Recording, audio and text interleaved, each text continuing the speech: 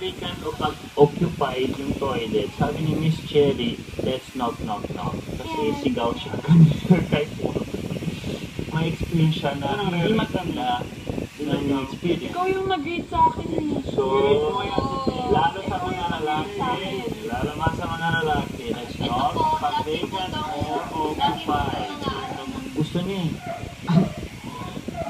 Hello? Nandun siya sa sala. Hindi ko sa kanya. Bukasin ko pa yung sa button. Ito? Button ko? Okay na. Ayos na. Nagbabalik si Jay. O hindi.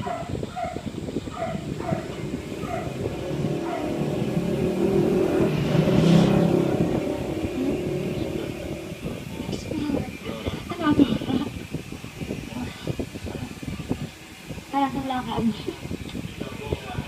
Sa lakad yun.